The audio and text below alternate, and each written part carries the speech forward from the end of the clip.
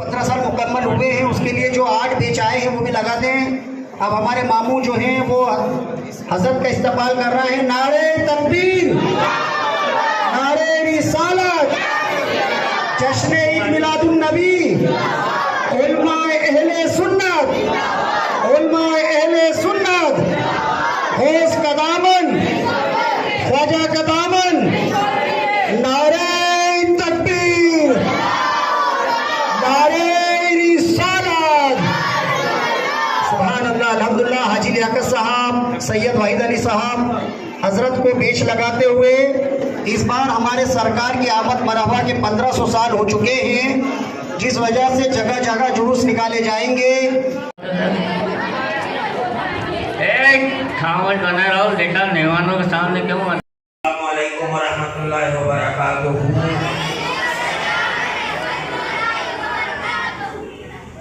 यकीनन आज इस जलसे में पहुंचकर बेइंतहा खुशी हो रही है, और हो क्यों ना, क्योंकि इस कमेटी ने हमारे आने वाले मुस्तकबिल को रोशन करने के लिए बच्चों को कुरान पाक नाज़िरा से पढ़ा दिया।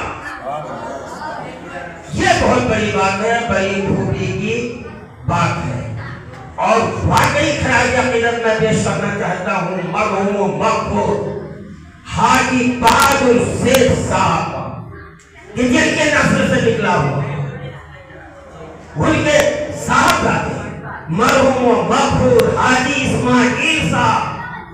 माशाअल्लाह, अगर इस्लामी नुक्ते नजर से देखो तो हर कोई यही कहेगा कि या अल्लाह रब्बुल आलमीन, जिस तरीके से हजरत इब्राहीम को इस्माइल दिया, इसी तरीके से मैं कह सकता हूँ कि हाजी बहादुर शेख को अल्लाह ताला ने मरहूम मक़बूल इस्माइल को अता फरमाया।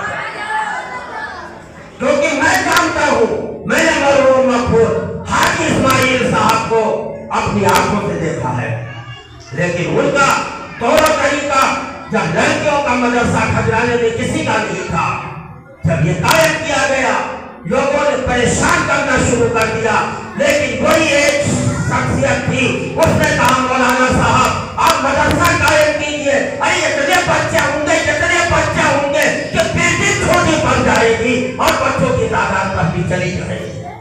और खुद वो एक डिब्बे में 3000 रुपया रखे रहते थे और कहते थे जब मौलाना साहब आपको मौका मिले उस स्टोर के अंदर, महमूद भाई बहुत बड़ी बात है, जहाँ एक बोरी सीमेंट के लिए मैं 3 महीना चक्कर लगाता था, मुझे ये भी याद है, एक बोरी सीमेंट उस वक्त मरहूम मक़बूल हाजी इस्माइल साहब 3000 रुपया रखे रहते थे और कहते थे मदरसा। आज माशाअल्लाह इन बच्चों को देखकर इतनी खुशी हो रही है कि एक मनोज श्रीवास्तव साहब थे कलेक्टर साहब, तो उन्होंने कहा था कि रूप सुहाना लगता है, चांद पुराना लगता है, पर बाधे पंछी के पैर ना बांधे। यहाँ का हर बच्चा सयाना लगता है, यहाँ का हर बच्चा सयाना लगता है। क्यों न सयाना लगे, क्योंकि पढ़ाने वाले भी तो वही हैं माशाअल्लाह, इतने बेहतरीन कि जब न पढ़ते हैं हम सलाम काबे के बदरुद तुझा तुम पे करोड़ों दरूद, तैयबा के शमशुद दुहा तुम पे करोड़ों दरूद। हाफिज बदरुद तुझा साहब है, बदरे आलम साहब है, जो बड़ी मेहनत से बड़ी जिद्दोजहद से बच्चों को पढ़ाया है, और ऐसा पढ़ाया है कि वो अपने वालिद का भी एहतराम करेंगे, माँ का भी एहतराम करेंगे, पड़ोसी का एहतराम करेंगे, इस्लाम का भी एहतराम करेंगे, मस्जिद को भी आबाद रखें तो घर को भी आबाद रखें। तो दूसरी खराज अकीदत हमारे नासिर भाई सैयद वाहिद अली साहब, नासिर के माना होता है मदद का, ये इसमें भाई का सेगा है मदद का, ये नहीं कि अभी मदद दे रहा है आगे नहीं देगा, ये ऐसा मददगार है कि हमेशा दे रहे हैं और देते रहेंगे। तो ये बहुत बड़ी बात है। तो मैं इन चंद बातों को कहकर رخصت ہونا چاہتا ہوں، کیونکہ ظاہر بات ہے حضرت امام اعظم ابو حنیفہ نعمان بن ثابت رضی اللہ تعالیٰ کے بچے کو ایک حافظ صاحب نے صرف سورہ فاتحہ پڑھا دیا، سورہ فاتحہ پڑھایا۔ امام اعظم ابو حنیفہ نعمان بن ثابت رضی اللہ تعالیٰ نے اسے 1000 دینار عطا فرمائی۔ حافظ صاحب کہنے لگے حضرت ایک ہی تو سورت پڑھائی ہے، چند ہی تو آیتیں پڑھائی ہے، اس کا اتنا بڑا انعام 1000 دینار؟ بولے دینار بہت کم ہے، قسم خدا کہ میرے پاس اور ہوتا تو اور بھی زیادہ تھا، جو کہ سورہ فاتحہ کی فضیلت میں انتہا ہے۔ تو اب آپ بتائیے جب سورہ فاتحہ کا یہ عالم ہے تو پورے سپارے کا عالم کیا ہوگا، پورے قرآن کا عالم کیا ہوگا؟ جب ان کے قرآن بھر دیتے ہیں شاہان زمان کی جھولی، ارے جب ایک آیت کا یہ عالم ہے تو پورا قرآن کا عالم کیا ہوگا، پورے قرآن کا عالم کیا ہوگا؟ اور بچوں نے درود تاج ہم لوگوں کو لڑنا تو آ رہا ہے، لیکن سورہ فاتحہ نہیں آیا۔ بچے نے درود تاج پڑھا، اور درود تاج جو پڑھتا ہے یہاں پڑھا ہے، فرشتے اس کو نبی کے دربار میں لے کر گئے ہیں اور کہتے ہیں کہ یا رسول اللہ صلی اللہ علیہ وسلم، خواجہ مسجد کے اندر، اشرف نگر کے اندر اتنے لوگ تھے، بچے نے درود شریف پیش کیا ہے، یہ آپ کے دربار میں پیش تو ایسا نذرانہ پیش کیا ہے۔ اللہ تعالیٰ یہ ہمارے بچوں کو سلامت رکھے، یہ بچے ہمارے مستقبل ہیں۔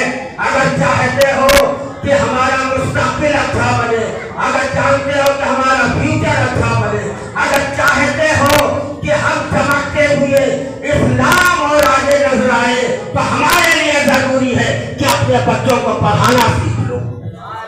اللہ کے نبی صلی اللہ علیہ وسلم نے فرمایا تم میں بہترین وہ ہے جس نے قرآن پڑھا لوگوں کو پڑھایا، تو ہم میں بہتر حافظ صاحب دکھ رہے ہیں جنہوں نے پڑھا بھی ہے اور بچوں کو پڑھا کر ثبوت بھی عطا فرمایا ہے۔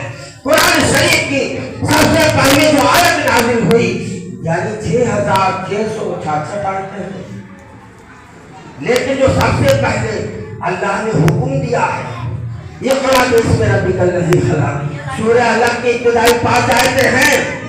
اللہ نے سب سے پہلے حکم دیا کہ اے نبی پڑھیے اللہ کے نام سے جس نے آپ کو پیدا کیا۔